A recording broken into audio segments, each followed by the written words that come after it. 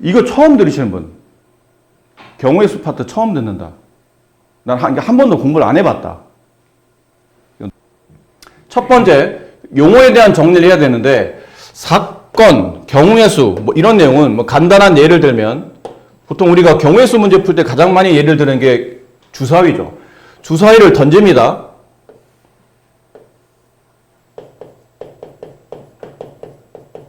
주사위를 던진다. 얘를 보통 수학적으로 시행이라 불러요. 행동을 시작한다. 뭐 이런 뜻입니다.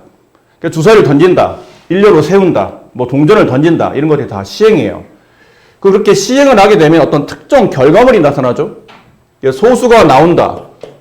이게 사건이에요. 그 소수의 가지수를 세는 거죠.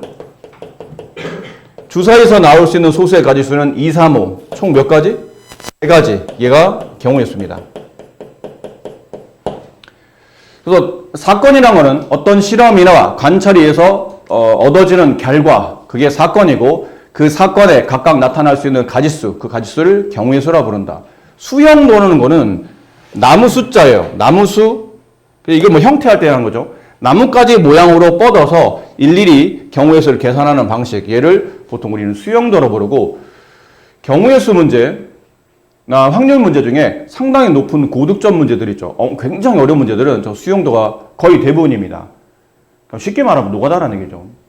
그러니까 여러분들이 수학적으로 매우 그럴싸하게 문제를 풀어서 답이 나오는 것만 멋진 문제 생각하고 어렵다고 생각하는데 그런 문제도 있죠. 근데 경우에서는 상당히 많은 어려운 고난도 문제들이 다 저겁니다. 일일이 다 쪼개고 분류하고 상한 판단해서 그때그때 나타나는 경우의 수를 다 계산해야 되기 때문에 어느 정도 좀 나열하는 것, 이런 것들에 대해서 좀 익숙해지셔야 됩니다. 합의 법칙 뒤에 보면 곱의 법칙 나오죠? 같이 설명할게요. 합의 법칙, 곱의 법칙.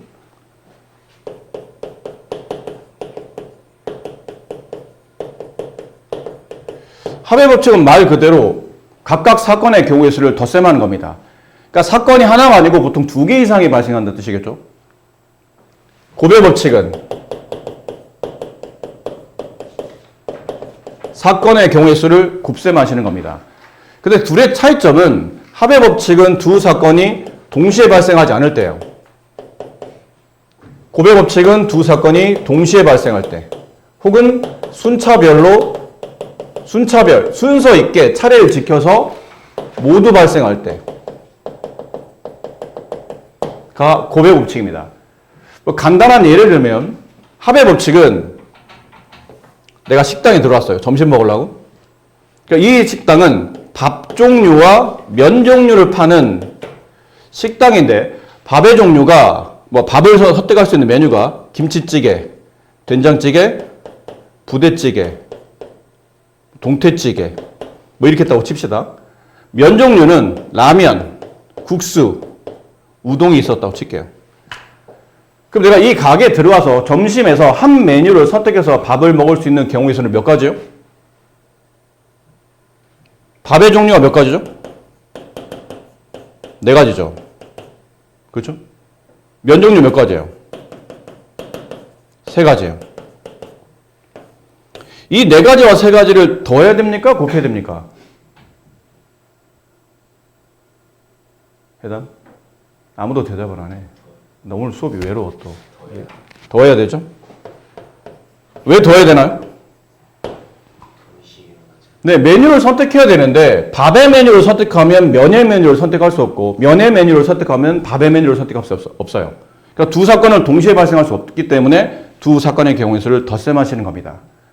이게 일반적으로 합의 법칙 계산하는 방식이고, 곱의 법칙은 뭐 수업할 때 제가 한번 얘기한 적이 있었는데 그때도 해담이 예를 들었던 것 같기도 한데 그치?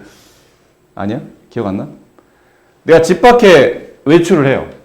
오늘 미팅이 있어. 해담이 오늘 미팅이 있는 거야. 옷에 코디를 맞춰서 나가야 될 거 아니야? 그치?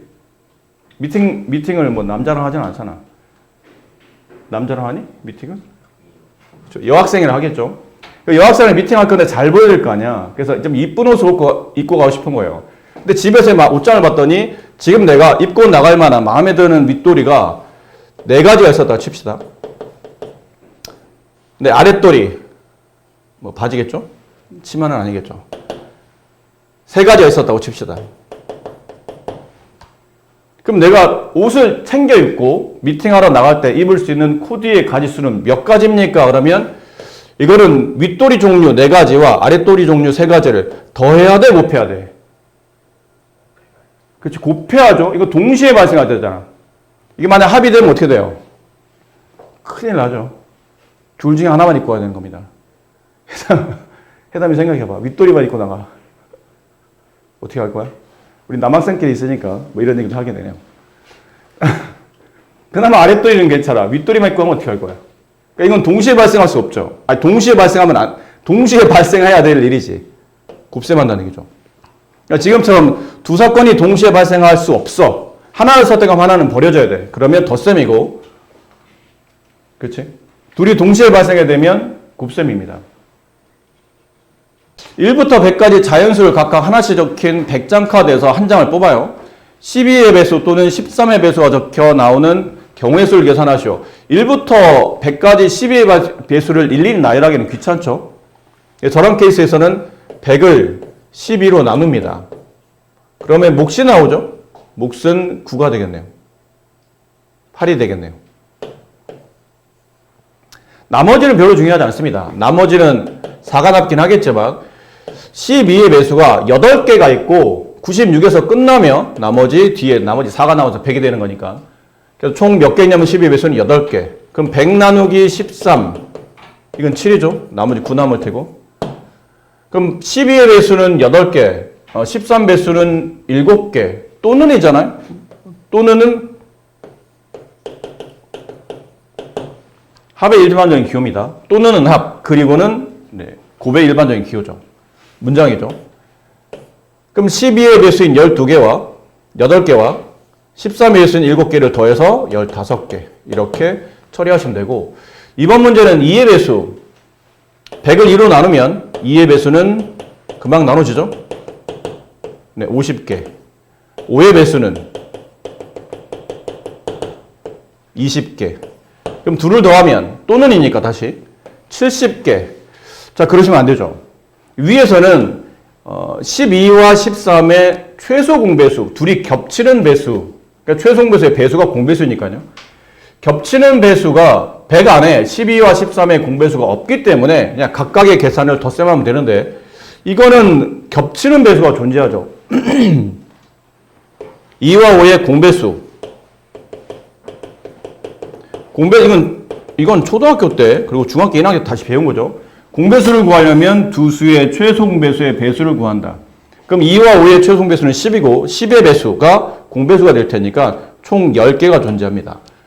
결론은 이 10개는 얘랑 공통적으로 가지고 있는 숫자이기 때문에 한 번만 세야 되는데, 여기 2번 계산하게 되면 위아래를 더하게 되면 2번 더 쓰면 되니까 2의 배수에 5의 배수의 개수를 더한 다음에 10의 배수의 개수를 한 번 빼야 된다는 얘기죠. 그래서 60까지가 정답이에요. 3번 100과 서로 서인 수가 적혀있는 카드. 서로서는 두 수의 관계가 최대 공약수가 1인 관계를 보통은 서로서라 부르죠. 좀 쉽게 말하면 1 말고는 나누어 떨어지지 않는 두 수의 관계. 뭐 예를 들어 4와 9 이런 것들. 1 말고는 나누어 떨어지지 않잖아요. 최대 공약수가 1이라는 뜻이거든요. 이런 것들이 서로서라는 뜻이에요. 그럼 100과 서로소. 그럼 100과 서로소인 카드. 그럼 1부터 100가지 중에 100과 서로소인 거, 뭐 예를 들어 1, 서로소죠. 최대 공약수가 1이니까. 2는 안 돼요. 2는 최대 공약수가 1이 아니고 2와 100은 2라는 최대 공약수가 존재하니까 3 괜찮아요. 4는 안 되고 5 안 되고 6 안 되고 7 괜찮고. 그러니까 이렇게 일일이 찾기는 너무 귀찮지 않습니까? 뭐 해보냐면 100을, 이것도 중학교 때 배웠던 건데 100을 소인수분해 합니다. 그럼 2가 제곱, 5가 제곱이에요. 결론은 100은 소인수가 2와 5로 구성되어 있는 거죠. 그럼 1부터 100까지 숫자 중에 2의 배수가 아니고 5의 배수가 아닌 걸 찾으면 100과 서로소가 될 거라는 얘기죠. 2의 배수도 아니며 5의 배수도 아닌 것. 그리고 보니까 2번을 괜히 우리가 푼 게 아니라는 얘기죠. 2번이 이유가 있었던 문제네요. 총 100개의 자연수 중에 뭘 빼야 되냐면 이걸 일일이 계산하기 귀찮기 때문에 2의 배수의 개수를 찾으니 아까 몇 개였나요? 50개. 5의 배수의 개수를 찾으니 20개. 근데 2와 5의 공배수인 10개를 빼야 되니까 60개가 어쨌든 2나 5를 가지고 있다는 뜻이잖아요. 그럼 2나 5를 가지고 있지 않은 게 내가 원하는 100과의 서로소의 숫자일 테니까 이 60을 빼라는 얘기예요. 그럼 100 중에 100개 숫자 중에 40개는 2나 5의 서로소, 2나 5의 소인수를 안 가지고 있으니까 결과적으로는 100과 서로소가 될 것이다 라는 거죠. 아까 예를 들어 뭐 3이나 7이나 뭐 9라든지 11 이런 숫자들이 이제 저런 데 포함되겠죠. 자, 다음을 만족시키는 자연수 x, y, z의 순서상의 개수를 구하시오라는 문제인데 이것도 이 비슷한 문제가 똑같진 않은데 이 비슷한 문제가 고등학교 2학년 가시면 중복조합이라는 데서 나오긴 합니다. 근데 얘랑 좀 달라요. 근데 이거는 딱히 대단할 게 없고 그냥 숫자를 집어넣어서 일일이 계산하시는 문제입니다. 그럼 x, y, z가 자연수이고 그럼 x, y, z는 넣을 수 있는 숫자가 1, 2, 3 뭐 이따위 숫자들이라는 얘기죠.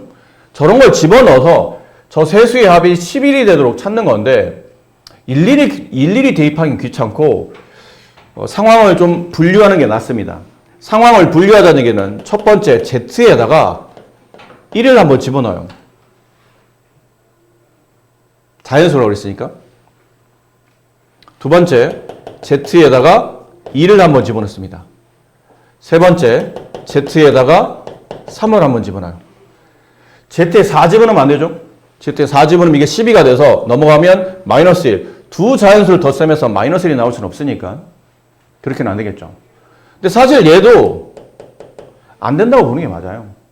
이 왜 안 되냐면 z가 3이면 3, 3은 9. 그럼 이 두 수를 더해서 2가 돼야 되는데 벌써 y 앞에 개수 2가 붙었기 때문에 자연수 x, y를 집어넣어서 이거 두고 더해서 2가 되는 자연수는 없기 때문에 사실 이것도 보면 안 된다고 볼 수 있어요. 근데 왜 x, y, z 문자가 3개나 되는데 왜 굳이 z를 선택해야 됩니까? 그러면 z의 개수가 제일 크기 때문에. z의 개수가 크기 때문에 z에다 숫자를 집어넣으면 이 숫자가 작아지죠. 그럼 나머지 두 개를 작은 수에서 계산하는 게 편하기 때문에 일단 가장 개수가 큰 z 위주로 일단 정리해 보시는 거예요. 그럼 남은 거는 이걸 계산해야 되죠. z가 1이에요. 넘어가면 3을 빼야 되니까 x 플러스 2y는 8이 됩니다. 그렇죠? 그럼 이 식을 y로 정리해 보세요. 2y는 8-x.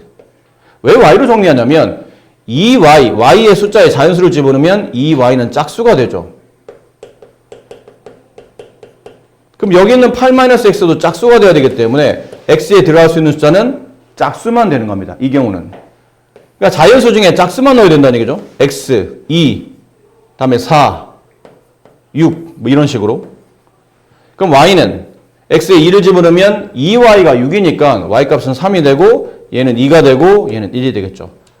그럼 z가 1일 때 다음 방정식을 만족하는 자연수의 개수는 x가 2, y가 3, z가 1.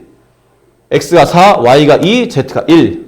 x가 6, y가 1, z가 1. 총 몇 가지냐면 3가지가 나와요. 이번에 이쪽 거 z에다 2를 집어넣으면 x 플러스 y는 2, 3은 6 빼면 5가 나오죠. 이렇게. 그럼 2y는 5-x가 돼요. 그럼 이번에 x는 좌변은 짝수, 그럼 우변도 짝수가 되려면 이번에 x는 홀수가 돼야 되겠죠. 이 x는 홀수. 그러니까 1, 3, 뭐 5 이런 것만 된다는 얘기죠. 근데 x에다가 1 집어넣으면 2, 3 집어넣으면 1. 이건 안 되겠네, 그러면. 숫자가 안 나오죠. 이건 음수가 나올 테니까. 그럼 이거 몇 가지 되냐면 2가지. 근데 이 사항과 z가 1인 사항과 z가 2인 사항은 동시에 발생할 수 없죠. 또는입니다. 어떻게 z가 1이면서 동시에 z가 2가 될 수 있나요? 그렇죠? 이건 합의 법칙이에요. 그래서 앞에 있는 사건 3가지, 뒤에 있는 사건 2가지, 둘을 더해서 정답은 5가지가 이 문제의 정답이 됩니다. 자, 다음은 곱의 법칙을 이해하는 연습 문제. 10의 자리 숫자가 홀수이고 1의 자리 숫자가 소수인 두 자연수 개수가 몇 개인지를 구하는 건데 자, 두 자리 자연수예요. 100자리가 있겠죠? 두 자리 자연수니까. 10자리가 있겠네요.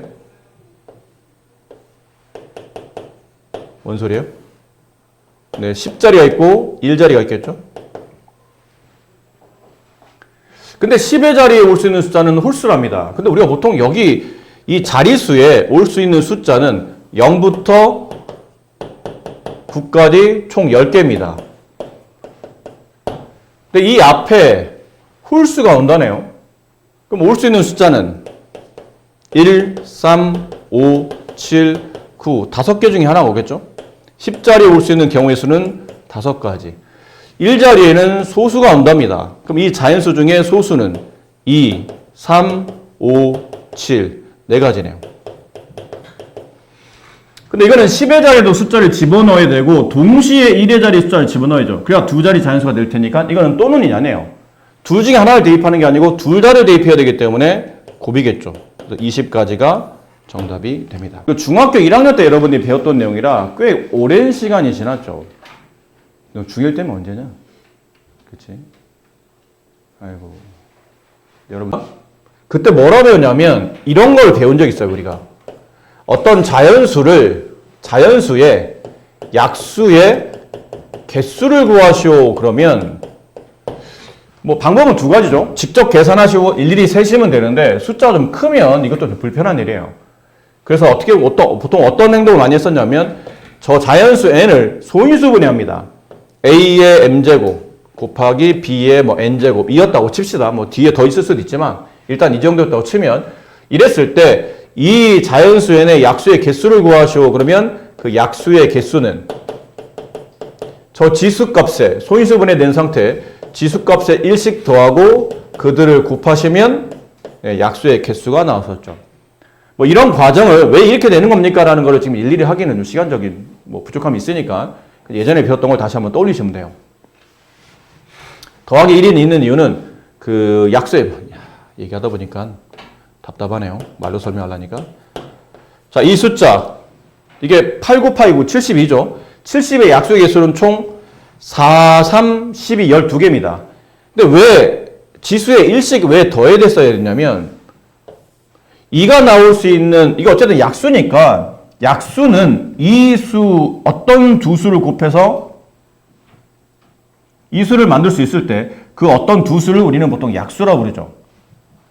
그럼 2가 최대 3번까지 곱해질 수 있고 3은 최대 2번까지 곱해질 수 있죠.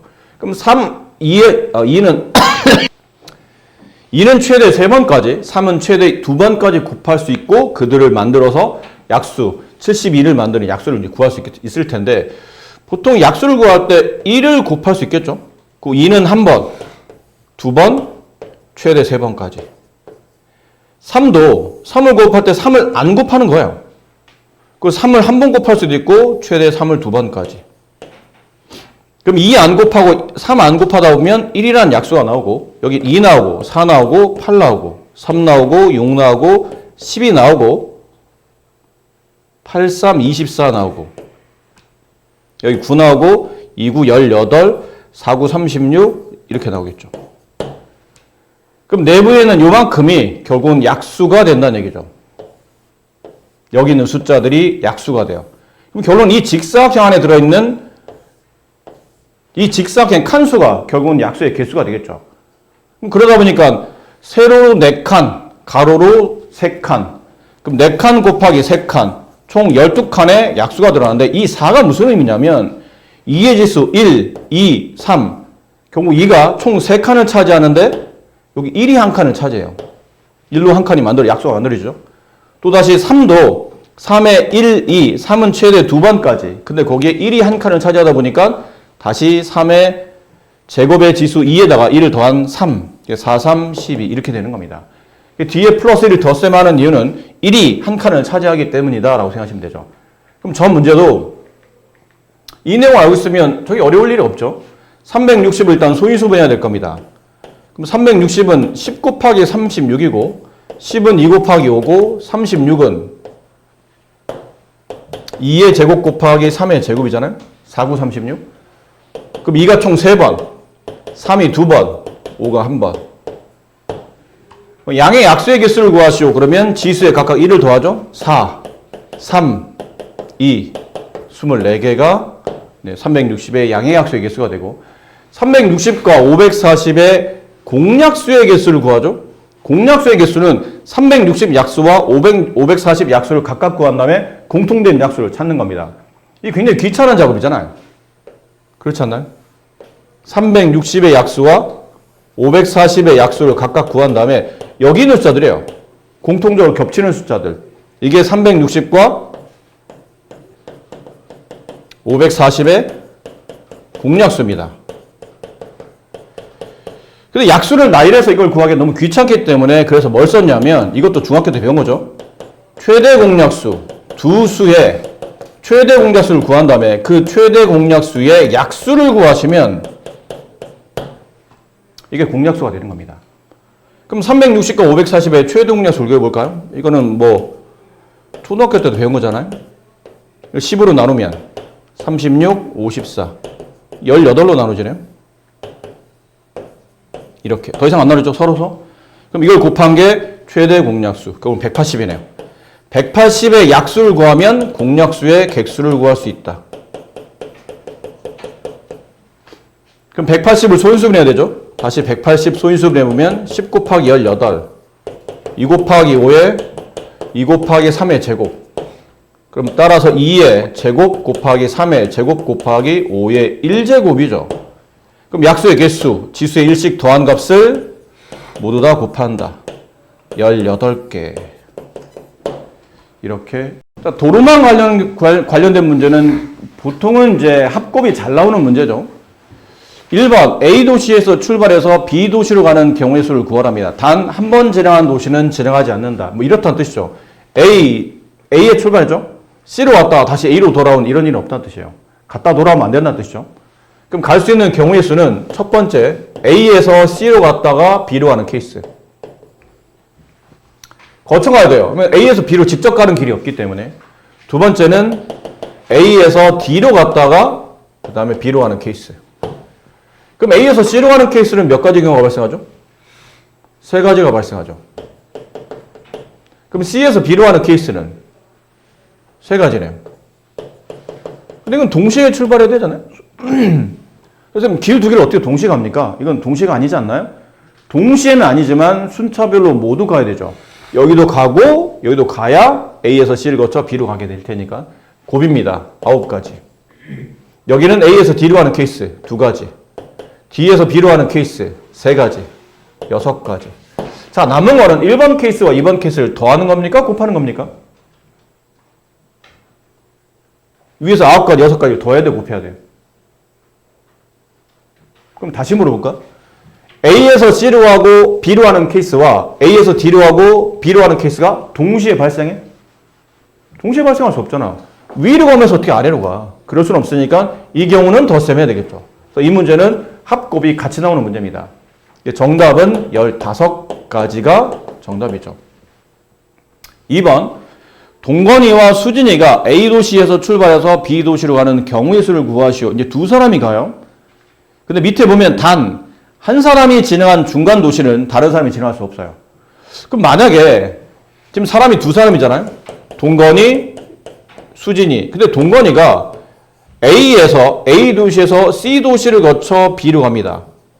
그럼 수진이는 C를 못 간다는 얘기야. 중간 지점을 다른 사람이 같이 지날 수 없다고 그랬으니까. 그럼 A에서 D로 갔다가 B로 가야 되겠죠. 이런 케이스. 그럼 이 케이스로 계산해보면 A에서 C로 가는 경우의 수 3가지. C에서 B로 가는 경우의 수 3가지. 동시에 가야 되겠죠? 9가지. 이쪽은 A에서 D로 가는 것 2가지. D에서 B로 가는 것 3가지. 곱하면 6가지. 자, 이번에는 위와 아래를 더해야 됩니까? 곱해야 됩니까?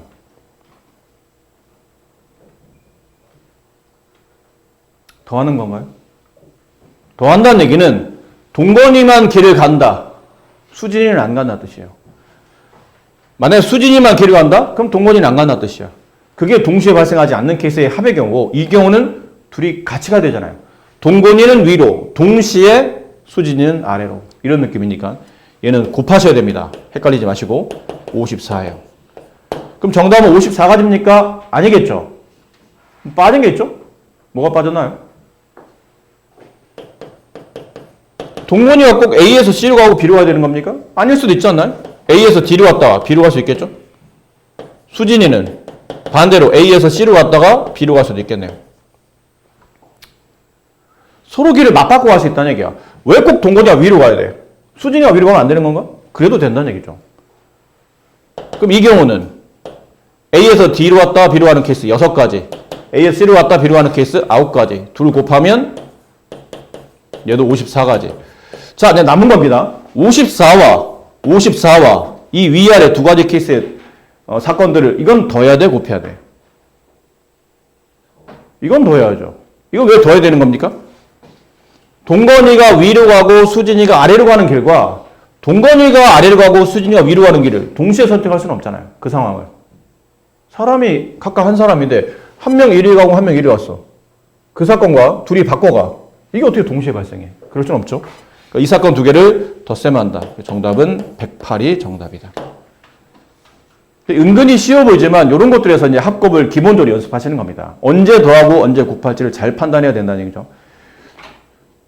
라는 문제인데 잘 보면 이웃하는 영역에는 같은 색깔 칠하지 않습니다. 그러면 이웃하는 영역에 같은 색깔 칠하면 이 영역이 하나로 표현이 돼서 영역 구분이 안 되기 때문에 영역 구분하기 위해서 인접하는, 이웃하는, 붙어있는 이런 뜻이죠. 그거는 네, 영역을 색칠하지 않아요. 다른 색깔을 칠합니다. 하지만 이웃하지만 않는다면 중복해서 다른 색을 칠했던 색을 또 칠해야 된다는 얘기죠. 뭐 예를 들어 여기 빨간색 칠했어요. 그럼 얘는 빨간색 안 된다는 얘기죠. 빨간색 제외하고 뭐 파란색을 칠했다고 칩시다. 그럼 얘는 빨간색도 안 되고 파란색도 안 돼요. 노란색을 칠했다고 칩시다. 그럼 얘는 빨간색과 노란색만 피하면 됩니다. 파란색은 상관없어요. 파란색 B랑 D랑 인접하지 않기 때문에 파란색 칠해도 된다는 얘기죠. 그런 케이스로 이제 문제를 풀겠다는 얘기인데 알아야 될 게 이 인접이란 단어는 이 그림상 언제 쓰는 거냐면 선을 공유할 때 그때 인접이라는 단어를 씁니다. 점을 공유할 때는 그때는 인접이 아닙니다. 무슨 말이죠, 선생님? 이런 겁니다. 이런 거예요. 여기 있는 A와 B는 선을 공유하죠. 얘네는 인접하는 거예요. 근데 A와 C는 이 점을 공유하잖아요. 점만 서로 겹쳐있고 A 땅과 C 땅 중에 어느 하나도 겹치는 부분이 없어요. 그럼 이거는 인접이 아니라는 얘기야. 이건 떨어져 있는 거예요. 여기도 나와 있네요. 네. 혹시나 해서 이게 책에도 써줬죠. 친절하게. 뭐 그런 케이스입니다. 자, 그러면 이런 문제를 풀 때 어떻게 풀어도 답은 똑같아요. 근데 여러분이 계산을 좀 편하게 하려면 처음에 가장 먼저 칠하는 데 있잖아요.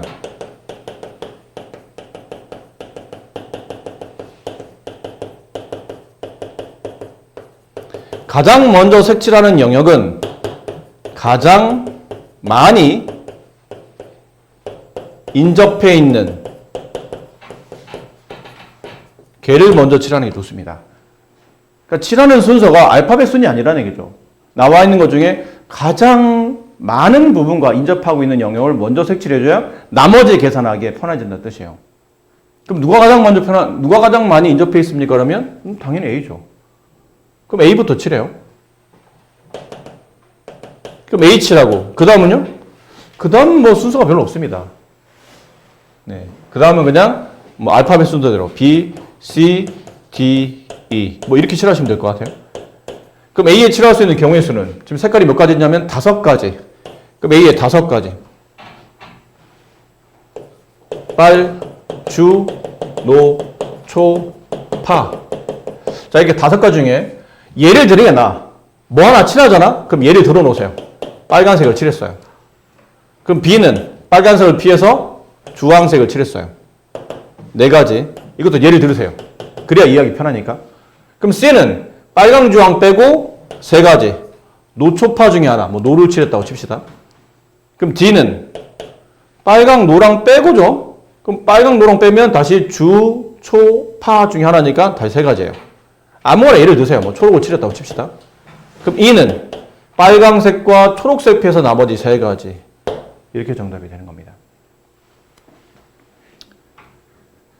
자, 근데 이 문제가 이런 거예요. 자, 나머지 문제 여기 뒤에 풀어드리는 거는 네. 뭐 이건 비슷한 문제인 것 같고요. 네, 비슷한 문제고. 27번 보세요. 27번 쓰지 마시고 좀 이따 여러분이 푸셔야 되니까. 27번은 다릅니다. 이거는 약간 좀 전에 풀었던 문제랑 달라요. 아무 생각 없이 푸시면 아무 생각 없이 틀립니다. 자, 이렇게 4개 영역에 색칠할 색깔이 5가지 있어요. 그럼 색깔을 5개를 표현하기 좀 그러니까 그냥 알파벳으로 A, B, C, D, E, F, G, H, I 소문자로 이렇게 5가지 색깔이 있다고 칩시다. 그럼 A, B, C, D에 나란히 이게 색칠을 인접하지 영역에 다른 걸 칠하면서 색칠할 생각인데 칠하다 보니까 이건 뭐 인접하는 영역 다 똑같죠? 어느 하나가 뭐 유달리 더 많이 겹치거나 그러진 않아요. 그냥 그러면 뭐 A부터 칠했다고 칩시다. A를 칠해요. 그럼 A를 칠할 수 있는 경우는 5가지죠. 잘 봐. 여기다 E를 칠했다고 합시다. 여기다 E를 칠했어요. 그럼 B에는 E를 뺀 나머지를 칠해야 되잖아. 그치? 맞니? B에는 E를 뺀 나머지인 F, G, H, I를 칠할 수 있는 겁니다. C에는 여기서 칠한 색깔 빼고 남는 나머지를 칠하겠지? 그렇잖아요? 그럼 나머지 하나를 칠하게 될 거야. 뭐를 칠하든 간에. 근데 이제 문제는 D예요. D를 잘 봐라. 여기 A는 5가지. 그럼 B는 A에서 칠한 거 빼고 남는 4가지. C는 B랑 인접하니까 C에서 빼고 남는, B에서 칠한 색깔 빼고 남는 4가지다. 3가지가 아니죠. B랑만 인접하기 때문에 B가 칠한 색깔만 피해주면 되는 거야. 그럼 나머지 D는 이렇게 생각하기 쉽다는 얘기죠. A랑 C랑 이웃하니까 A, C에 칠한 색깔 빼고 남는 나머지 3가지. 이렇게 쓰면 틀린다는 얘기예요. 문제가 틀립니다. 이건 왜 틀리는 겁니까? 그러면 잘 봐. 이제 내가 C에다가 F, G, H, I랑 겹치지 않는 I를 칠했다고 칩시다. 그럼 D에 칠할 수 있는 색깔은 몇 가지가 남죠? E하고 I 빼고 3가지가 남아요. 그런데 C를 잘 보다 보니까 C는 A랑 인접하지 않아. 그러니까 F, G, H, I, B에서 칠한 색깔이 아닌 B의 F, G, H, I가 아닌 여기서 E를 칠해도 괜찮지 않나요?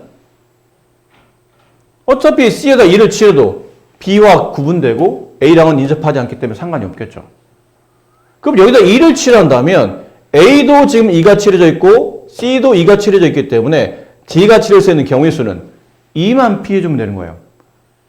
그럼 얘는 E만 피하면 되니까 E 빼고 나머지 다 된다는 얘기죠? 4가지네요. 무슨 말입니까?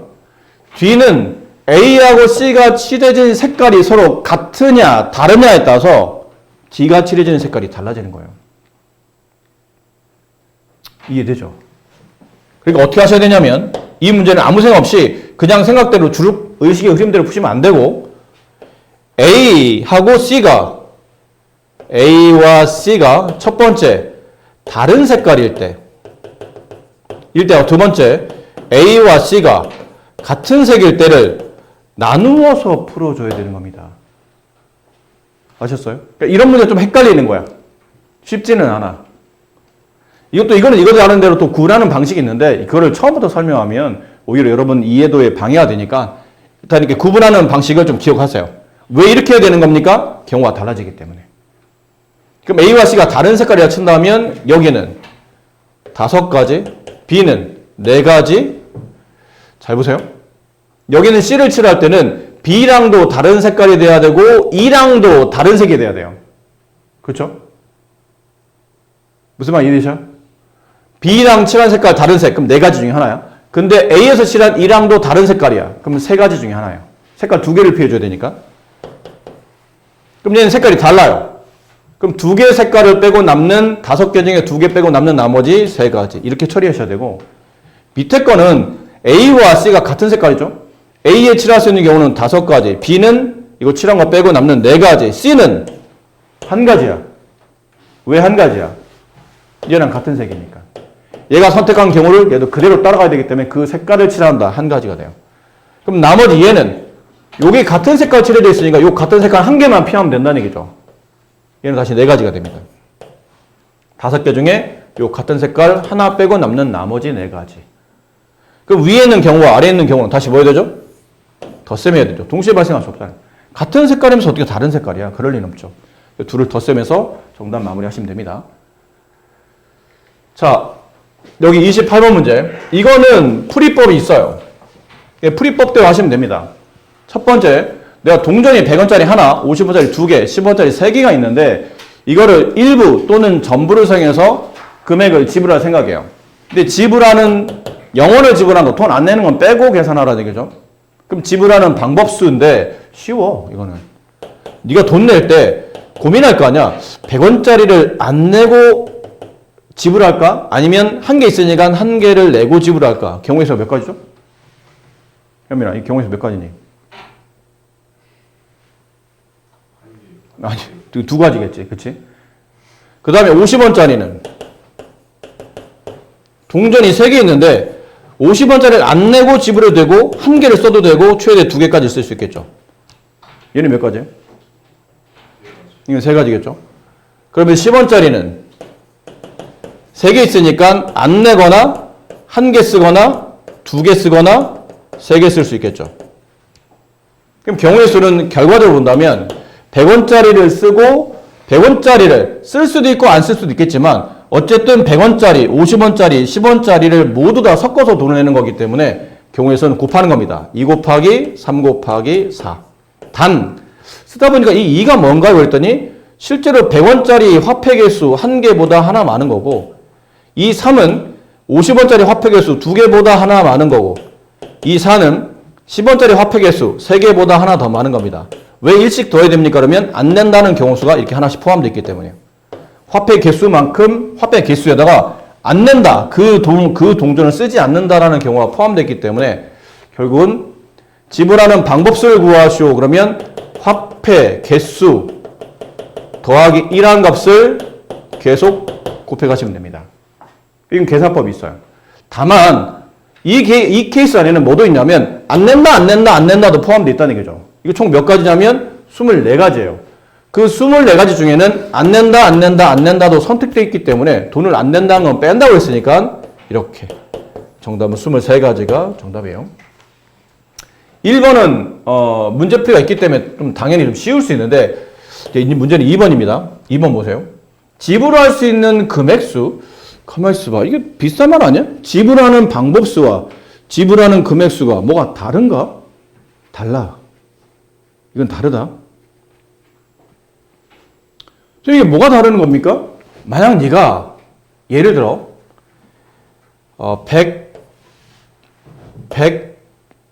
120원을 계산해.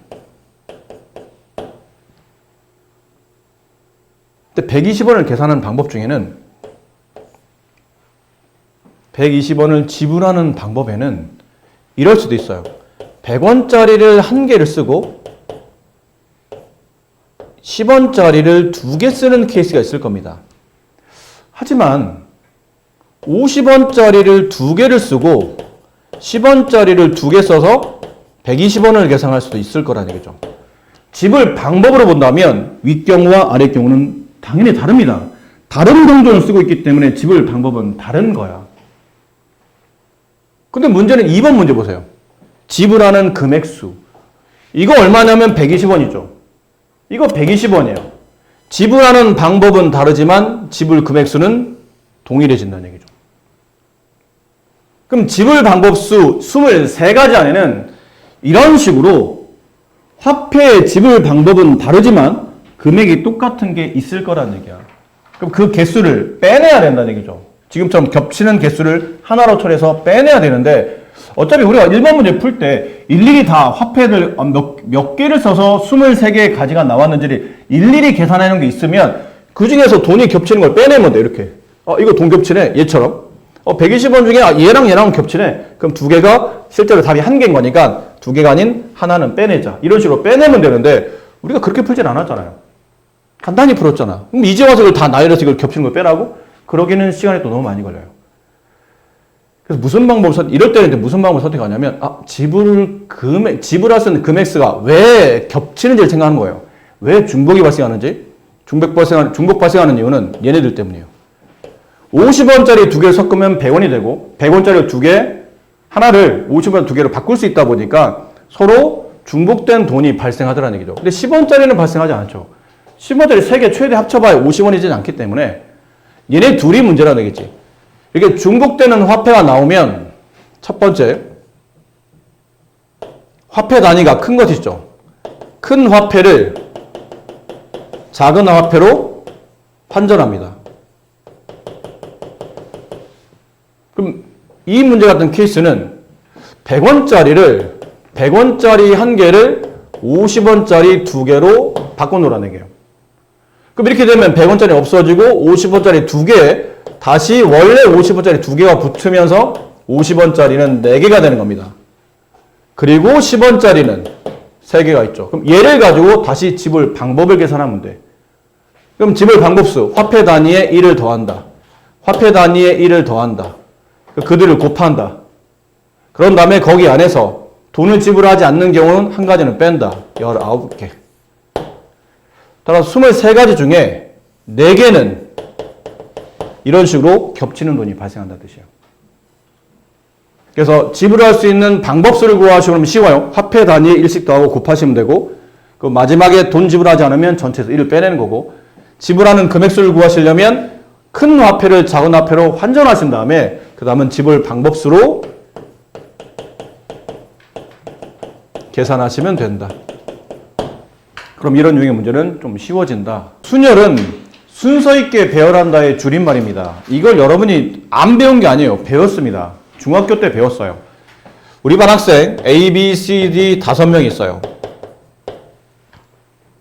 여기서 회장 1명, 부회장 1명을 뽑을 생각이에요. 그럼 뽑을 수 있는 여기 회장 자리, 여기 부회장 자리. 회장, 부회장을 저 5명 중에 선출할 수 있는 경우의 수를 구하시고 그러면 회장을 뽑을 수 있는 경우의 수는 5가지 중에 하나겠죠? A, B, C, D 중에 1명 뽑을 테니까. 그럼 회장이 1명 뽑혀 나오면 부회장은 나머지 4명 중에 1명. 20가지. 이게 순열이야. 이거를 고등학교 와서 순열이라는 단어를 배우는 것뿐이고 네가 알고 있는 내용이에요, 사실은. 근데 이게 고등학교 넘어오면 아무래도 경우의 수도 확장되고 좀 더 내용이 복잡해지다 보니까 단편적으로 생각하기 좀 그래요. 이거를 일반화시켜서 개념을 익히는 겁니다. 뭐라고 배우냐면 이거 중요하다. 순열 정말 중요한 거죠. 경우의 수가 순열 아니면 조합이기 때문에. 주머니가 있어요. 이 주머니 안에 1, 2, 3이라는 3개의 구슬이 있다고 칩시다. 여기서 네가 손을 집어넣어서 2개의 구슬을 동시에 꺼낼 생각이야. 근데 꺼냈는데 얘네가 뭐 할 거냐면 2자리 자연수를 만들 생각이에요. 2자리 수를 만들 생각이에요. 그럼 만들 수 있는 경우의 수를 구하시고 그러면 3가지 구슬 중에 2개를 동시에 뽑았기 때문에 같은 구슬을 2번 뽑을 수는 없죠. 그럼 뽑을 수 있는 경우는 1, 2, 앞뒤 순서 바꿔서 2, 1. 그러니까 12와 21이라는 얘기죠. 12, 21. 그 다음에 1, 3, 3, 1, 2, 3, 3, 2. 총 몇 가지냐면 6가지입니다. 답은 6개. 자, 근데 얘를 우리가 이해할 때 뭐라 이해하냐면 처음에 내가 뽑으려고 했었던 전체 대상이 몇 개였냐면 서로 다른 3개였죠. 이거 중요하다. 괜히 써주는 게 아니야. 앞으로 여러분이 문제 풀 때 2단계대로 문제를 풀어야 이게 순열이 이해되고 조합이 구분이 되는 겁니다. 일단 전체 대상은 처음에 내가 전체 대상이 서로 다른 세 개 구술 그 중에 중복을 하는 겁니까? 그러면 네, 뽑았던 건 또 뽑지는 못하죠. 지금 상황상 중복하지는 않습니다. 그럼 몇 개를 선택하게 됩니까? 그러면 그 중에 내가 2개를 선택을 하죠. 자, 중요한 건 이 부분입니다. 그 뽑아낸 것들을 배열을 어떻게 할 겁니까? 그러면 그 2개를 일렬로 배열하죠. 얘처럼 1이 앞에 가냐, 2가 뒤로 가냐. 혹은 2를 앞으로 보내고 1을 뒤로 보냈냐. 얘네를 일렬로 앞뒤로 순서로 바꿀 수 있을 거라는 얘기죠. 됐나요? 일렬로 배열한다. 혹은 순서 있게 배열. 혹은 직책, 아까 회장, 부회장처럼 직책 구분 되게 배열. 자, 이게 성립한, 이 4가지가 모두 다 성립하면 그때부터 얘를 우리는 순열이라 부르고 표기법을 이렇게 합니다. 자, 표기법은 서로 다른 3개 중에 중복 허락하지 않고 2개를 뽑아 그 2개를 일렬로 나열하는 경우의 수. P라고 쓰고 이건 퍼뮤테이션의 줄임말이에요. 순서 있게 배열한다는 뜻으로 이해하시면 됩니다. 그래서 계산법은 어떻게 됩니까? 그러면 얘를 어떻게 뽑았죠? 처음에 뽑을 수 있는 경우 수가 3가지, 그 다음은 2가지, 걔네를 곱한 거기 때문에 이대로 3 곱하기 2, 그 정답은 6가지. 이 3의 의미는 맨 앞에 있는 숫자를 따라 쓰신 거예요. 여기 있는 2는 이걸 따라 쓴 게 아니고 3부터 내려가면서 2개의 자연수를 곱하는 겁니다. 3부터 내려가면서 2개니까 3 하나, 그 다음에 2 하나 이렇게 해야 2개가 되겠죠. 그런 의미로 계산하는 게 3P예요. 이걸 앞으로 이제 우리가 순열이라 부르고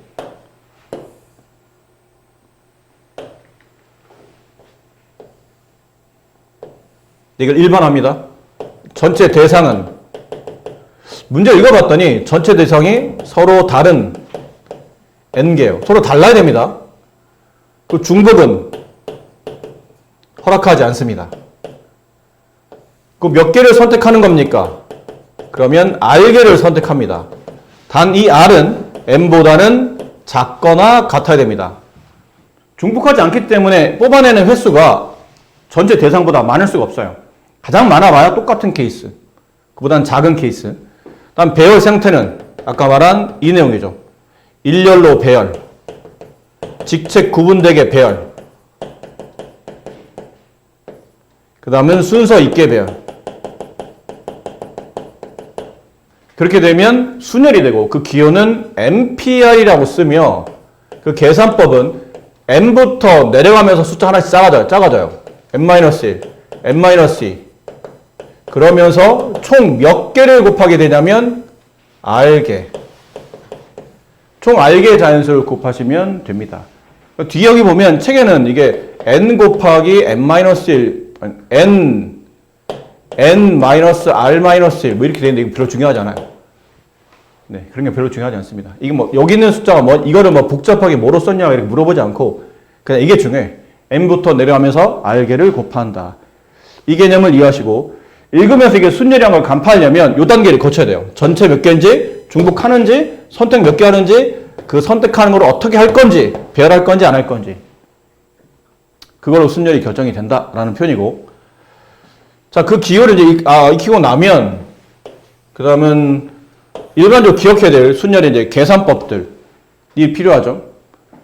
꼭 익히고 있어야 될 건데 첫 번째는 이제 순서는 중요하지 않죠. 다 기억해야 되니까 M 팩토리얼은 MPN이라고 했죠. MPN은 M부터 내려가면서 자연수 N개를 모두 곱하는 케이스니까 결론은 곱하다 보면 다 곱해지는 겁니다. 어디까지? 1까지 모두 곱해지는 것. 얘를 MPN이라 부르고 이 기호를 줄여서 N 팩토리얼, 한글로는 N의 계승이라 불러요. 계속해서 곱한다는 뜻입니다. M 팩토리얼 부른다. 그래서 만약 예를 든다면 OPO 서로 다른 5개 중에 중복 허락하지 않고 5개를 뽑아 그 5개를 모두 다 일렬로 나열하는 케이스 5, 4, 3, 2, 1 자연수까지 모두 곱한 거는 O 팩토리얼이라 말한다. 앞으로 이렇게 잘 안 쓰고 틀린 건 아니지만 보통은 이렇게 쓰며 얘를 계산할 때는 이렇게 나타낸다. 두 번째, 0팩토리얼이라는 게 있어요. 이건 정의입니다. 이거 왜냐 묻지 마시고 계산하기 위한 목적이니까 0팩토리얼은 앞으로 1로 계산합니다. 물론 1팩토리얼도 1입니다. 아셨죠? 그 다음에 MP0. MP0는 총 n개 중에 하나도 뽑지 않는다는 케이스예요. 그 경우는 한 가지예요. 그럼 MPn은, MP1은, MP1 서로 다른 n개 중에 한 개를 뽑는 거니까 그냥 n가지입니다. n부터 내려가면서 자연수 한 개 곱하는 케이스 이렇게 보시면 되니까요. 아셨죠? 그리고 중요한 것, 이거 굉장히 중요합니다. MPR, 팩토리얼, 아니 퍼뮤테이션을 계승 이용해서 팩토리얼로 계산해서 변환해서 풀어야 될 때가 있어요. 근데 이거는 보통 일반 계산할 때는 잘 안 쓰이고 증명 문제를 풀거나 아니면 일반 계산은 처리가 안 되는 좀 복잡한 계산을 할 때는 이 방법을 쓰는데 이걸 계산하는 방식은 계산법상 앞에 있는 거에서 뒤에 있는 숫자를 뺀 거 팩토리얼 분의 앞에 거 팩토리얼 이렇게 써집니다. 영어로 쓰면 좀 헷갈리니까 앞에 있는 수에서 뒤에 있는 수를 뺀 거 팩토리얼 분의 앞에 거 팩토리얼 이렇게 쓰시면 네, MPR을 이렇게 계승으로 바꿔서 처리하는 방식을 이해할 수 있습니다. 좀 이건 왜 이렇게 되는지 오늘 시간이 없어서 좀 나이라서 실제로 약분하는 건데 뭐 그렇게 중요하지는 않아서요. 일단 이렇게 설명드릴게요. 자, 이제 문제로 갑니다. 그러면 46번 MP2 MP는 배운 대로 하는 거죠. n부터 내려가면서 자연수를 연속적으로 두 번 곱한다. 이게 5n인 것 같다. 2차 방식이네요. n제곱 마이너스 n는 5n. 이걸로 넘어가면 n제곱 마이너스 6n은 0. 2차 방식을 구하기 위해서 공통인수로 묶죠. n-6, 0. 따라서 n의 값은 0 또는 6인데 자연수니까 0, 1, 2는 없고 정답은 6이 되겠다라는 편인 거죠. 그 다음에 OPR 5부터 내려가면서 자연수를 R번 곱하는 겁니다. 그럼 5, 4, 3 문제는 어디까지 곱하는지 모르겠네요. 잘 모르겠죠. 어디까지 곱하라는 게 없잖아요. 개수가 정해지지 않았으니까. 일단 이렇고 6팩토리얼은 6, 5, 4, 3, 2, 1 그게 4, 3, 2, 0, 0과 같아요. 이렇게 5와 2를 곱하면 10이죠? 그럼 10 하나 없어지고 그 다음에 또 약분을 좀 해보시는 겁니다. 여기 3으로 약분하게 되면 여기 얼마 남나요? 1, 4, 4, 0 이렇게 남죠. 또 다시 4로 약분합니다. 이렇게 약분하면 4, 3, 12, 4, 6, 24 이렇게 되죠. 다시 이렇게 약분하면 여기 60이 남아요. 그럼 무슨 말이냐면 OPR이 60이 돼야 된다는 뜻이에요. 계산 이거 다 약분되고 여기는 60만 남았잖아요. 그럼 5 곱하기 4 20이죠? 곱하기 3 이렇게 60이 되네. 그럼 5부터 내려가면 자연수를 몇 번 곱하냐면 3번 곱하죠. 따라서 R값은 3이 됨을 알 수 있습니다. 네. 3번 MP5 n 곱하기 n-1 곱하기 n-2 곱하기 n-3 곱하기 n-4 이게 MP5죠. 그 다음에 30 이건 곱하기다 지금 사이 생략되어 있죠. 30 곱하기 MP3 n n-1 n-2 이들은 다 자연수일 거기 때문에 이렇게 약분이 가능합니다. 이렇게 약분이 가능하죠. 그럼 남아있는 건 좌변 전개하면 n제곱 근데 이거 전개할 필요 없어요. 이거 풀면 2차 방식 풀어야 되는데 굳이 네 워낙 쉬우니까 이렇게 하고 이 값이 30이었죠. 얘네들은 무슨 관계일까요? 물론 이거 풀어서 2차 방식을 풀어도 되겠지만 굳이 그럴 필요 없어요. 얘네들은 연속하는 두 자연수예요. 연속하는 두 자연수를 곱해서 30이 되는 거니까 누군가요? 앞이 크고 뒤가 하나 작죠? 6 곱하기 5가 돼야 됩니다. 따라서 n-3이 6인 거니까 n의 값은 9가 정답이다. 1명의 학생을 일렬로 세웁니다. 근데 5명을 모두 일렬로 세우는 거니까 5팩토리얼이 될 거예요. 좀 외웁시다. 1팩토리는 1이잖아요. 2팩토리는 2입니다. 3팩토리는 3이 아니에요. 3이 1에 곱이니까 6이죠. 4팩토리얼은 24, 5팩토리얼은 120, 6팩토리얼은 720. 여기까지 외웁시다. 너무 자주 나와 이거는. 그러니까 이런 거 보면 답을 그냥 써야지 이걸 계산하고 있으면 안 된다는 얘기죠. 이 정도는 워낙 자주 나오니까 웬만하면 외웁시다.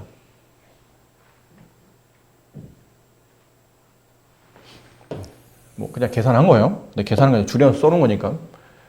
5번 5명의 학생 중에 3명을 뽑아 일렬로 세우는 경우의 수.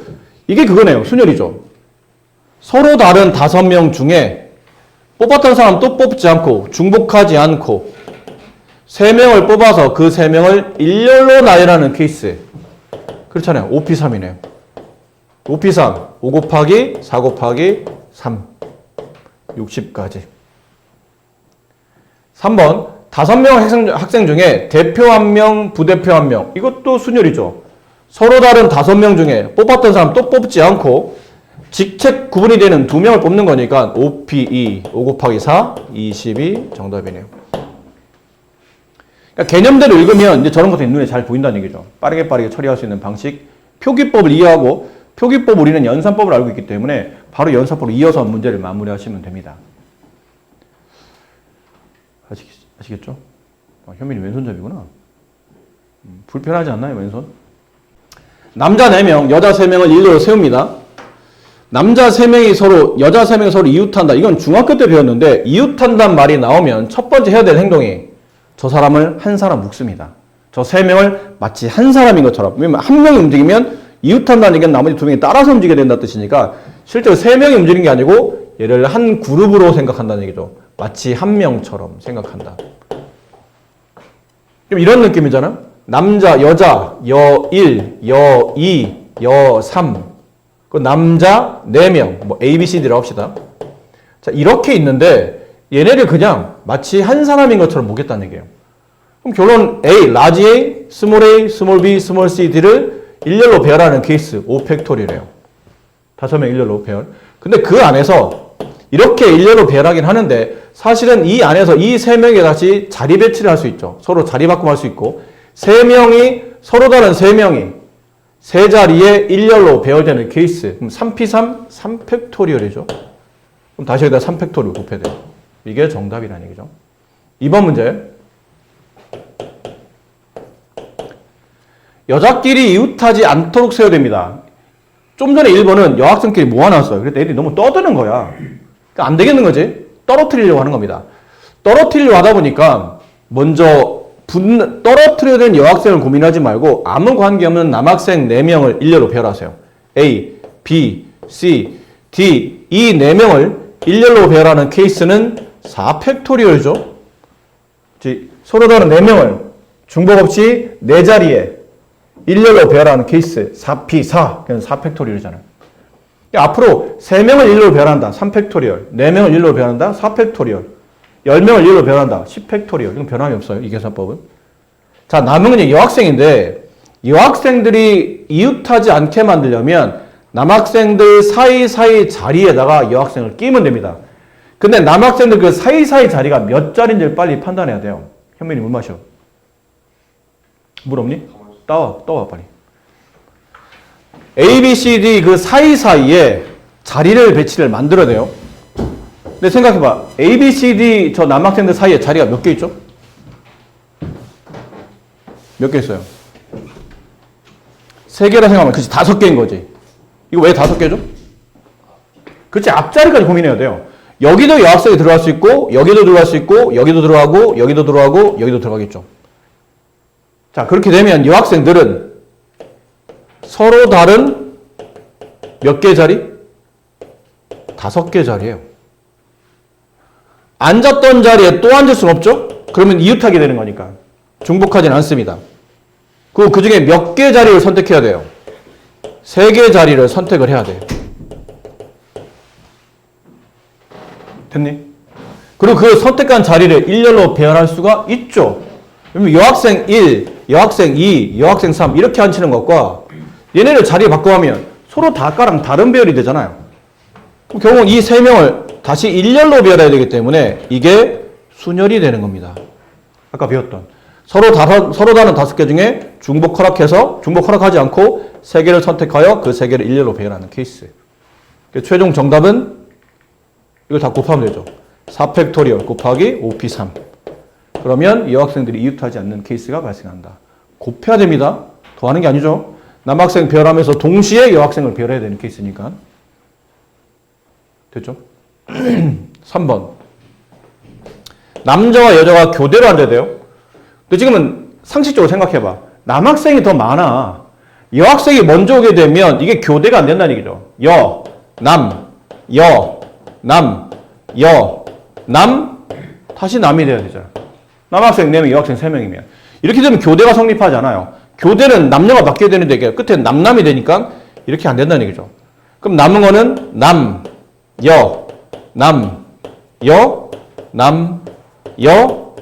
이 조합밖에 안 되는 겁니다. 그럼 이렇게 안 치려면 어떻게 되는 겁니까? 그러면 처음에는 남학생 4명을 일렬로 배열하세요. 그럼 남학생 4명을 일렬로 배열하시고 3팩토리얼이죠. 그 여학생은, 그 남학생은 사이인데 이번에는 앞뒤는 안 되는 겁니다. 여기 딱 3자리에만. 그럼 서로 다른 3개 자리에 앉았던 자리에 또 앉지 않고 3개를 모두 선택하여 그 3개 자리를 일렬로 배열할 수 있죠. 여학생들 자리가 바뀔 때마다 배열이 달라지니까 일렬로 배열한다. 3p3 이게 뭐죠? 3팩토리래요. 이렇게 하면 된다. 저걸 계산하시면 이제 정답이 되겠죠. 8개 문자를 일렬로 나열할 때 1번 t가 맨 앞에 l이 맨 마지막에 그럼 t가 맨 앞에 얘 경우에서 한 가지죠. l이 맨 마지막에 얘도 경우에서 한 가지예요. 그럼 나머지 하나, 둘, 셋, 넷, 다섯, 6개의 문자를 내가 임의대로 바꿀 수 있죠. 6팩토리얼. 네, 이게 1번의 정답이네요. 720까지. 2번 문제. t와 a 사이에 2개의 문자가 들어야 돼요. 이거 조심해야 된다. t와 a 사이에 2개의 문자가 들어와요. 그럼 첫 번째는 t와 a의 자리를 정해줘야 돼요. 이게 2팩토리얼이죠. 결국 2가지라는 얘기예요. 앞뒤 순서 바뀔 수 있으니까. 왜냐면 t, a의 사이라고 해서 t가 먼저 a가 나중에 나는 조건은 없잖아요. 말 그대로 사이니까 앞뒤 t와 a의 순서가 바뀔 수 있어요. 두 번째는 그럼 t하고 a의 자리 이렇게 매겼다고 칩시다. 경우수를 계산했잖아. 그럼 얘를 빨리 들어. t가 맨 앞에 a가 맨 뒤에 왔다. 이럴 수도 있는 거니까요. 그 다음은 이 안에 문자 2개를 집어넣어야 됩니다. 근데 이 2개를 계산하는 방식이 t와 a를 뺀 나머지 서로 다른 6개의 문자 중에 뽑았던 문자 또 뽑지 않고 2개를 선택하는데 그 2개를 어떻게 배열하냐에 따라서 문자 배열이 달라지잖아요? 일렬로 배열한다는 뜻이에요. 순열이네 이거. 6p2가 돼요. 자, 그렇게 되면 여기까지 하게 되면 이제 뭐가 발생하죠?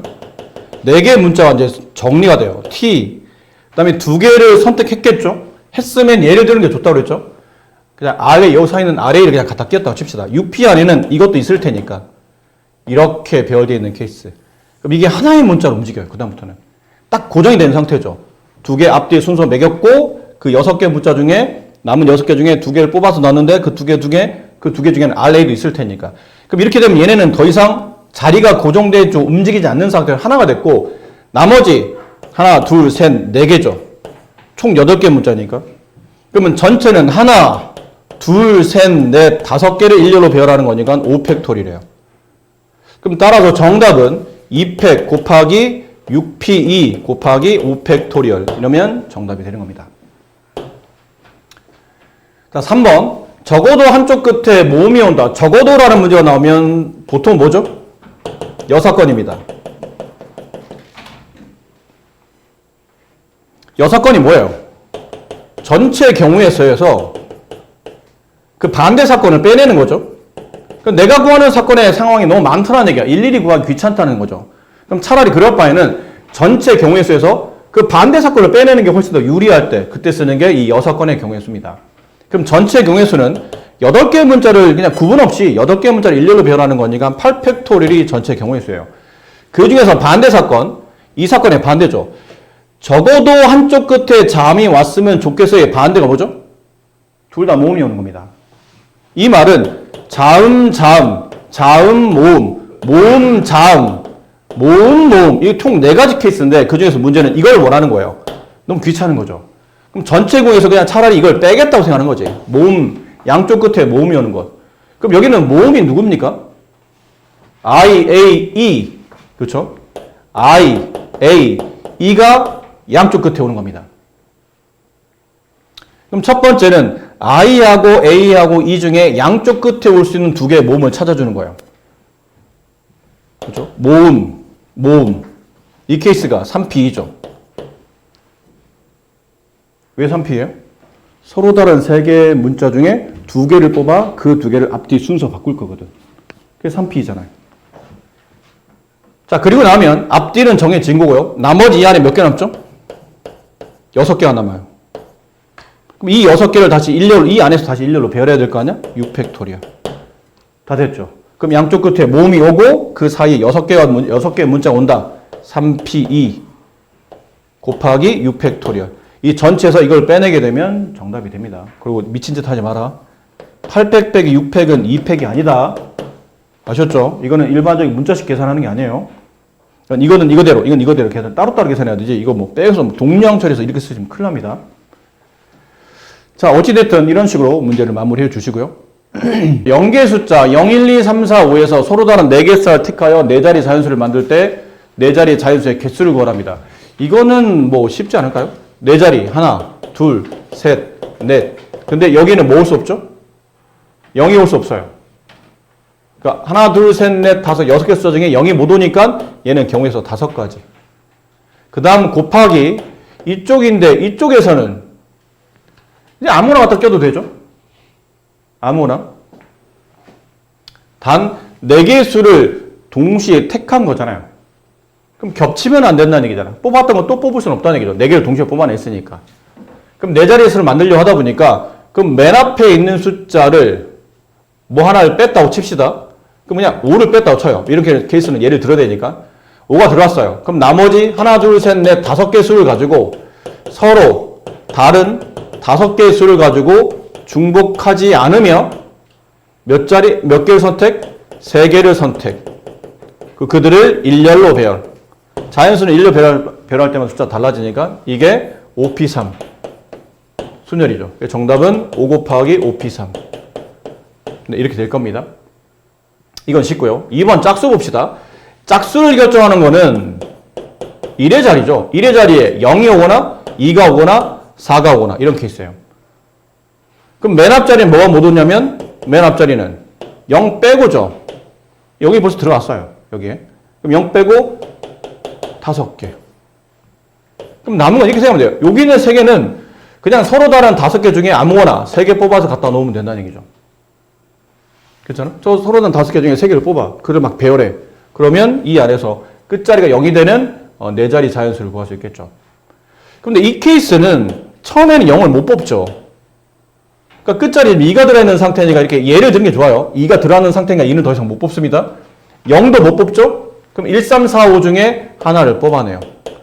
그럼 나머지 2자리를 뽑을 때 요 앞에 한 자리를 미리 숫자 쓰라고 그랬죠? 0, 그러니까 2 못 쓰고 그 다음 앞자리에 1을 썼다고 칩시다. 그럼 남은 2자리는 하나, 둘, 셋, 넷 서로 다른 4개 숫자 중에 중복 허락하지 않고 2개를 뽑아 그 2개를 일렬로 배열한다. 4P2 이렇게 되겠죠. 그럼 얘는 뭐 경우만 틀리지만 똑같지 않을까요? 상황은 똑같을 거 아니야. 4 곱하기 4P2. 그럼 이 3가지는 더해야 됩니까? 곱해야 됩니까? 그러면 동시에 발생할 수 있느냐 없느냐인데 끝자리가 0인 동시에 2인 동시에 4일 수는 없으니까 이건 다 덧셈 하시는 겁니다. 마지막 3번 4의 배수. 4의 배수는 수의 규칙을 알아야 되는데 4의 배수는 끝자리 2개가 중요합니다. 10자리와 1자리. 이 10자리와 1자리 2개가 4의 배수이면 네, 전체는 4의 배수입니다. 됐죠? 왜 그렇죠? 그러면 100자리부터는 원래 4의 배수예요. 100은 4 곱하기 25잖아. 그렇죠? 그럼 100 이후부터는 다 4의 배수이기 때문에 여기는 2자리만 4의 배수면 전체는 4의 배수가 성립한다는 뜻이에요. 그럼 끝자리 2개를 가지고 4의 배수를 만들 수 있는데 숫자 작은 것도 배열하다 보면 뭐가 오죠? 0, 4가 오는 케이스. 이게 4의 배수네. 0, 4 오는 케이스. 그 다음은 1, 2 오는 케이스. 그 다음에 2, 0 오는 케이스. 그 다음에 2, 4 오는 케이스. 3, 2 오는 케이스. 그 다음은 4, 0 오는 케이스.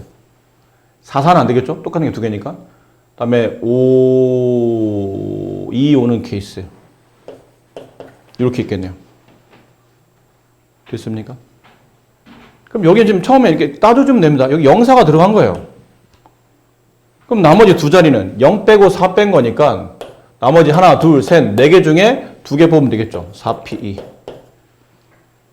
그럼 0이 들어간 얘도 4P예요. 얘도 4P고요. 0이 들어가 있는 것. 그 다음은 1, 2. 요 끝자리 1, 2가 들어왔어요. 이렇게. 그럼 이번엔 1과 2를 빼고 1과 2를 빼고. 근데 첫 자리는 0이 못 오거든요. 그럼 0, 3, 4, 5 중에 그냥 아무거나 3 들어갔다 칩시다. 그럼 경우는 세 가지죠. 나머지 한 개는 이렇게 빼면 하나, 둘, 세 개잖아요. 이렇게 되겠네요. 이해하죠? 무슨 말인지?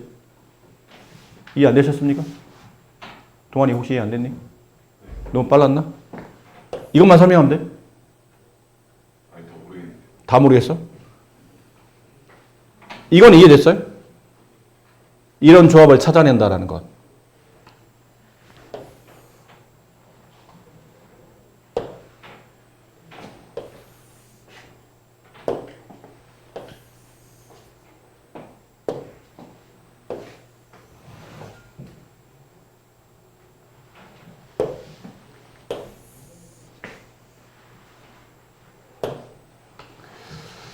자, 다시 네 자리의 자연수를 만드는데 그 네 자리가 자연수가 4의 배수가 되려면 1000자리와 100자리가 중요한 게 가지고 10자리와 1자리 요 두 자리 숫자가 4의 배수이면 전체는 4의 배수예요. 예를 들어 48 4의 배수입니까? 그러면 요 두 자리가 4의 배수이기 때문에 48은 4의 배수잖아요. 그럼 이건 4의 배수가 맞죠? 그때 148이 붙어요. 4의 배수입니다. 이게 왜 그러냐면 100 더하기 48이잖아. 근데 100은 4 곱하기 25가 되거든요. 이건 4의 배수잖아. 그럼 뒤에 있는 것만 4의 배수, 10자리와 1자리만 4의 배수면 어차피 100자리 앞으로는 전부 다 기본적으로 4가 곱해져 있기 때문에 4가 4의 배수 성립한다는 뜻이에요. 그래서 끝자리 두 개만 맞추는 데 집중하시면 돼요. 근데 끝자리 두 개를 가지고 4의 배수를 만들 수 있는 케이스가 요 지금 나와 있는 이 6개의 수를 가지고 두 자리의 4의 배수를 만들려고 하다 보니까 0, 4, 1, 2, 2, 0, 2, 4, 3, 2, 4, 0, 5, 2 이건 다 4의 배수죠. 근데 상황을 따지겠다는 얘기야. 첫 번째 0, 4인 케이스는 끝자리에 0, 4 이렇게 왔다는 뜻이거든요.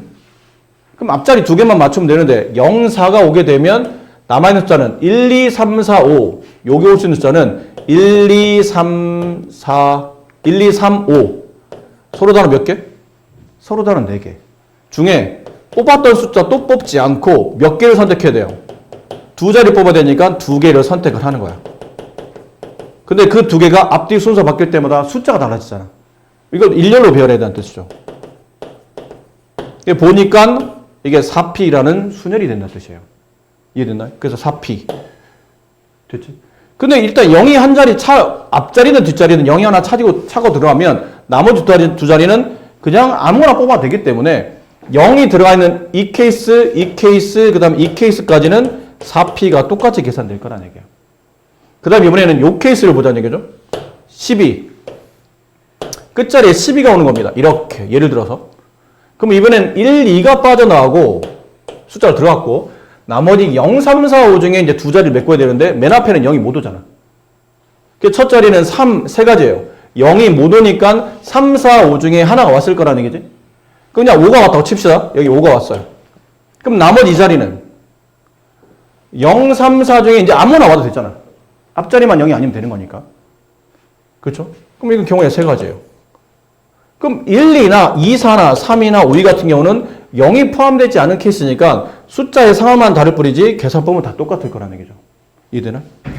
3 곱하기 3, 3 곱하기 3, 얘도 3 곱하기 3. 그럼 3 곱하기 3은 9고 4P2는 12죠. 그럼 12가 몇 번 있냐면 한 번, 두 번, 세 번 있고 더하기 여기 9가 하나, 둘, 셋, 네 개. 이걸 더하시면 정답이 된다는 뜻이에요. 아셨죠? 자, 이제 마지막 문제. 사전식 배열. 요즘은 이 사전식 배열을 거의 여러분이 쓸 일이 별로 없어요. 여러분과 이제 선생님 세대는 달라서 사전 보고 알파벳 찾지 않다 보니까 요즘은 좀 잘 안 나오는 추세이긴 한데 그래도 가끔 한 번씩 낼 때가 있어서 5개 문자 A, B, C, D를 한 번씩 사용해서 사전식으로 배열할 때 이게 몇 번째 오는지 물어봅니다. 사전식이 뭐냐면 A, B, C를 만약 사전식으로 묶을 때 제일 앞에 오는 게 A, B, C예요. 순서대로 제일 먼저 오는 것. 그 다음은 A, C, B. 그 다음은 B, A, C. B, C, A. 그 다음은 C, A, B, C, B, A. 이런 수로 오는 게 사전식 배열입니다. 어떤 느낌인지 아시겠어요? 대략? 일단 A가 제일 먼저 온다면 그 다음 얘네 둘을 가지고 자리를 매길 때 B가 C보다 앞에 있으니까 이게 먼저. 그 다음은 요거. 그 다음 이 순서대로 하고 나면 A가 제일 먼저 오는 게 아닌 그 다음 B. 알파벳 순서대로. 그럼 나머지 두 개를 A, C, C, A가 얘가 먼저 그 다음 얘. 그럼 A, B 다 했으니까 이제 C가 오고 나머지 두 자리를 다시 A, B, B, A로 이렇게 배열하는 게 사전식 배열이에요. 그럼 C, E, D, B, A는 몇 번째입니까? 그러면 제일 먼저 A가 오는 케이스보다는 제가 후순위겠죠. 그럼 맨 먼저 A가 오고 나머지 하나, 둘, 셋, 넷, 네 개 오겠죠. A가 오고 나머지 네 개. 그럼 여기서부터 뭐가 와도 다 얘보다는 빠른 사전식 배열이겠지? 그럼 여기는 A 빼고 나머지 4개의 문자를 중복하지 않고 4자리에 모두 배열해서 일렬로 배열하는 케이스. 이게 4P4잖아. 4팩토리래요. 그 다음은 B가 와도 쟤보다는 순위가 앞에 있겠죠. 그럼 또 다시 4개. B 오면서 다시 4개. 얘도 4팩토리얼. 근데 C부터는 조심해야 돼요. 같은 C이기 때문에 이제 순서를 매겨야 되죠. C가 오지만 쟤보다 앞에 올 수 있는 게 CA로 오는 케이스. CB로 오는 케이스. CD로 오는 케이스. 얘네들은 얘보다 확실히 앞에 있죠. CE보다는 앞에 있을 거 아니야? 그럼 나머지 3개, 하나, 둘, 3개만 맞춰주면 되니까 3팩토리얼, 얘도 3팩토리얼, 여기 3개 배열하는 거니까 3팩토리얼. 이렇게. 그 다음은 CD로 오겠죠. CE로 오겠죠. CE로 왔어요. 이까지는 이제 똑같다는 얘기지. 그 다음은 자리가 A가 먼저 왔을 때 A가 먼저 오면 나머지 두 자리는 2팩토리얼. 2개만 오면 되니까. 됐나요? 그다음부터 이제 너무 자세해지니까 하나씩 나열하는 게 나아요. C, E, A로 다 했지? 그 다음은 A로 다 했으면 그 다음은 B가 오겠죠. 그럼 남아있는 문자가 D와 A가 남아요. 그럼 A가 먼저 오고 D가 나중에 오겠지. 그 다음에 얘야. 그 다음에 C, E, B, D, A. 이게 우리가 원하는 답이에요. 그럼 얘가 몇 번째인지 알고 싶으면 이 앞에가 몇 개인지를 찾으면 되겠죠. 4팩토리얼은 24개, 24개. 3팩토리얼 6개, 6개, 6개. 그렇죠? 이렇게 합치면 30, 60, 66. 이거 두 개죠? 여기까지 66, 여기까지 68. 이게 69번째. 내가 구하는 답은 70번째. 이렇게 답이 되는 겁니다. 약간 나열을 하셔야 됩니다. 한동안은. 그럼 2번. 100번째 오는 숫자는 100번째 오는 문자열은 도대체 누굽니까를 물어보죠. 100번째 오는 거예요? 알파벳 순으로 배웠을 때 100번째는 거니까 제일 앞에 오는 거는 A로 시작하는 것. 그 다음에 4개. 아까 말한 4팩토리얼. 알파벳 순서에서 가장 먼저 오는 것들 24개. 그 다음에 B로 오는 것들 이것도 4팩토리얼 24개. 근데 이거 두 개 합치면 48개잖아요. 아직 100번째 가려면 멀었죠. 좀 더 해야 됩니다. 그럼 C로 오는 거 다시 4개 4팩토리얼 24개. 이거 합치면 72개. 아직도 100이 되기 멀었어요. 좀 더 와야 돼요. 그럼 D로 오는 거 다시 하나, 둘, 셋, 넷 배열하면 4팩토리얼. 얘도 24개. 또 여기다 24개를 더하면 96개. 거의 이제 100이 가까워졌어요. 이제부터는 그냥 나열하는 게 편해. 그러면 D 오고 앞배열이 D 다음에 오는 건 당연히 2겠죠. 2 한 다음에 나중에 나머지 4개를 순서 있게 사전식 배열할 때는 가장 먼저 오는 게 A, B, C, D예요. 이렇게. 이게 97번째. 이제부터 낱개로 세는 게 편해. E, A, B, D, C. 여기 D 끝에만 2개 바꾸는 거죠. 이게 98번째. 그 다음에 A, B, E, A, B까지는 다 했고, 이제 더 이상 바꿀 게 없으면 여기서 자리를 바꿔주는 거예요. E, A까지는 그냥 가고, 요 다음엔 C가 오겠죠. C 다음에 B 오고, D 오고. 이게 99번째.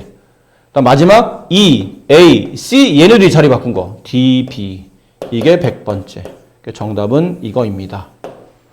이렇게 돼요. 말씀드린 대로 사전식 배열은 여러분들이 거의 안 쓰는 배열이긴 한데 그렇다고 안 하기에는 좀 불안해요. 나올 수도 있기 때문에.